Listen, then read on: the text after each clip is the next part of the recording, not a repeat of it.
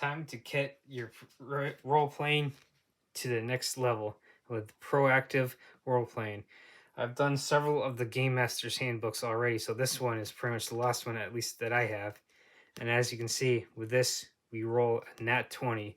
So, like I said, this pretty much lets us take role playing to the next level. So, this is proactive role playing. So, now we have, like, as you can see, three different parts for this. We got creating proactive characters. So we got the character goals, faction, NPCs. Then in part 2, we go over locations, conflicts, rewards.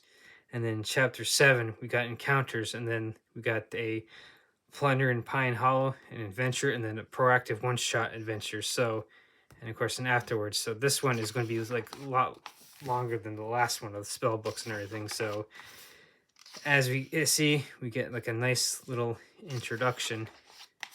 So like an introduction story, so like people can like pause to like read this stuff as I flip through it and everything. So I'll kind of try and go slow to give people a chance to be able to pause and read this nice little introductory story or something that we have to kind of introduce this book. So, and then we get into like a actual like ideas and stuff. So pretty much this is like a introduction to it, and then now we get into like the meat and potatoes of this, the actual goals. So this pretty much in essence is getting into like think of like the backgrounds in the player's handbook. So like now you can expand upon players' goals. Like you might be like the dwarven smith who wants to become like a master stonemason, and so you set out an adventure to kind of like raise awareness of you and everything. So like you might adventure from town to town, and like for instance, the dwarven stonemason, you might be a fighter, and that's the stonemason is your background, and so like you kind of have like your motive of becoming like the master stonemason, there where everyone knows and wants to like get your artwork and like your stonemason abilities, and so now what and so you kind of use that as an example. So now with this, we actually see where some of the D2 like the tables come into play and everything. So like the D20.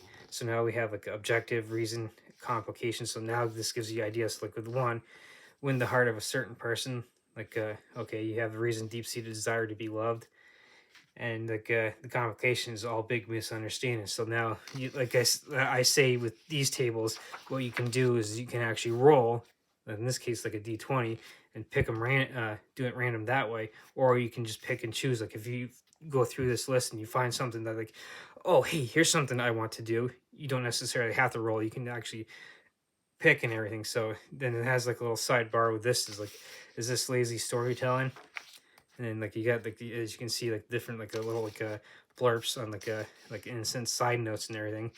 You've got the ideas of putting it all together or recap, and then we actually get into factions.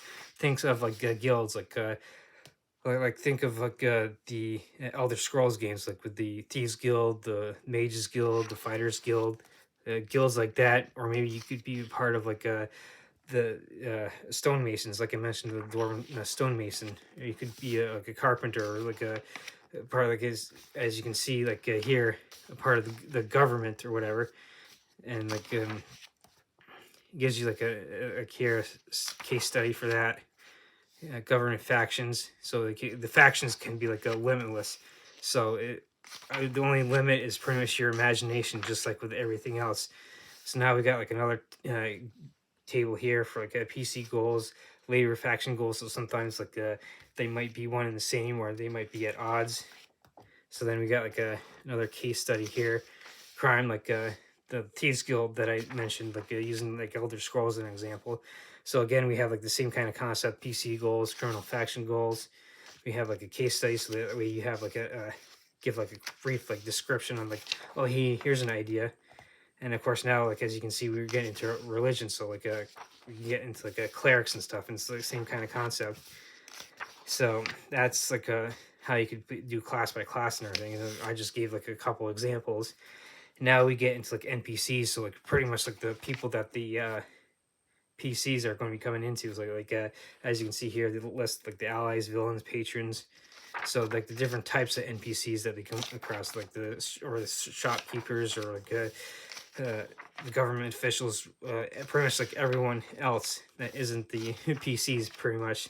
So as you can see, we got like case studies, and then like different ideas for like creating like allies, villains, and like patrons. Gives us like it gives us case studies. So like in a sense, like it gives us, oh hey, here's a brief idea and everything for people to get into. And so that's where like these little green sidebars come in handy.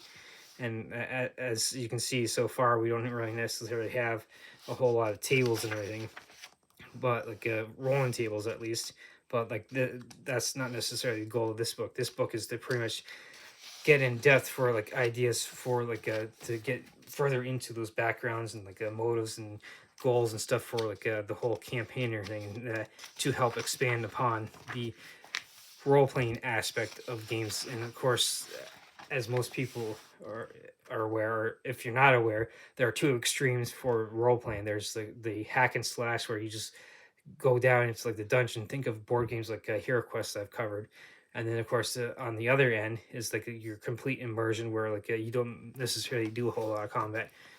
This could quite possibly fall on the latter side, but like it does let you be able to like do anywhere in between those two extremes that I mentioned, extreme role playing, the extreme hack and slash and everything. So this book is like just like every other like optional book that I say is like just something else to help you expand upon your game and everything. So like if you really get into it as well. So now I'm always going to be like reiterate that like I'm a big proponent of, all you need is the player's handbook and dice to be able to start playing everything. So like start with that, because this can get quite expensive as a hobby and everything. So but if you're also the DM, I always say get the DM guide, get the and get the monster manual, so that way like you have that like a, yeah, either player just the PHB, DM get the PHB, DM guide, and monster manual, so that way you have that good foundation for your campaigns. And that's pretty much all you would need to be able to get going for like quite possibly like several months, if not years. Where these come into handy is to be able to start building upon stuff like that. So like if you've already run like your first campaign pretty successful with the core rule books and everything, and you want to start like expanding on your second campaign setting, something like this is where it comes in handy, where it can help build upon that foundation that you've laid and everything. So, and that's where these so-called optional books, as I call them, come in handy. While not necessary, definitely do help a lot. And of course, now we're getting into, as I talk about a side tangent, we're now getting into like the locations with dungeons, like the dungeon crawl I mentioned. Like you see a lot of that, like in case with board games, like Hero Quest that I mentioned, and I've done several videos on already. So then we chugging along, we can get into a conflict. Think of like a, as you can see in the picture here, think of like a combat and war and stuff like that. So we actually get into like the how to start a fight and like a roll for initiative and everything. And of course, like we can like see here they like mention Lord of the Rings with like their journey and everything, and Frodo, Sam, and Gollum.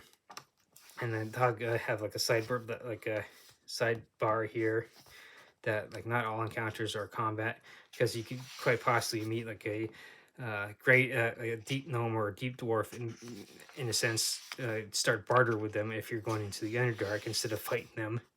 So this just basically gets into the whole ideas for like for combat, for like not just combat but conflict in general. So like you might not necessarily have combat as conflict, you could be in conflict with like another merchant and everything, so like trying to sell your wares and everything. So that's another example that you could quite find in something like this and everything. Of course, like the usual case studies, the blurbs that you can see that kind of like give you quick ideas. We go, oh, hey, yeah, here's something I could quite do, like if I'm in a pinch or something.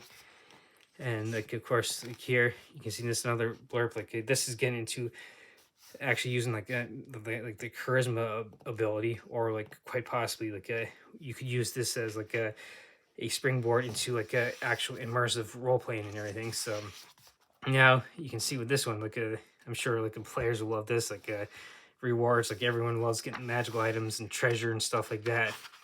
So as I skipped one of the pages, so like a couple of the pages, as you kind of like backtrack real quick as I flip through this as well.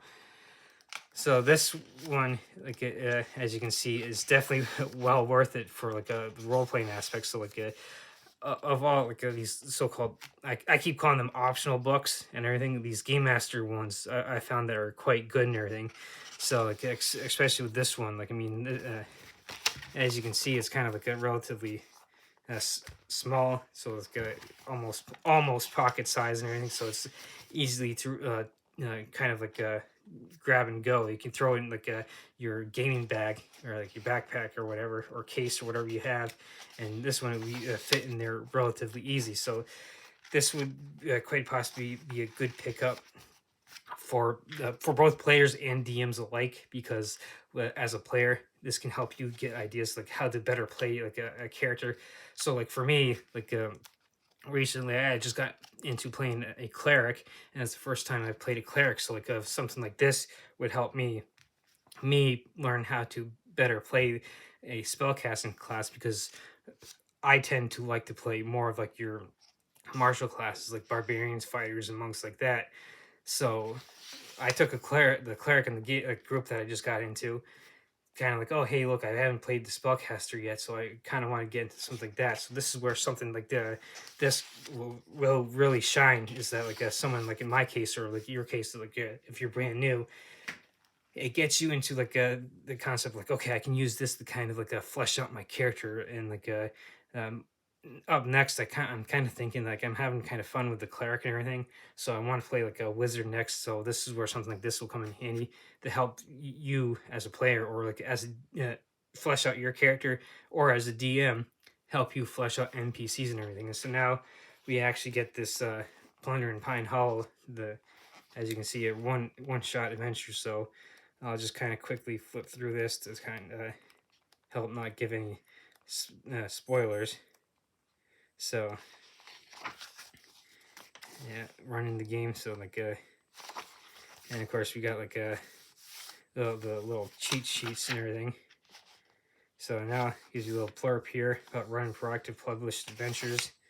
The cheat sheets that I said that helps you like be able to do like the faction goals that we went over, the player goals, and then of course we got the afterward here, acknowledgments, and then about the authors, kind of finish off this book and everything. So this one for for only $15 is definitely well worth it. Everything. So like the other Game Master books I've gone through, like the Game Master's book of random encounters, the legendary dragons, astonishing random tables, stuff like that. This whole series that I've kind of fallen in love with, because it is definitely like helps expand upon the game so much and everything.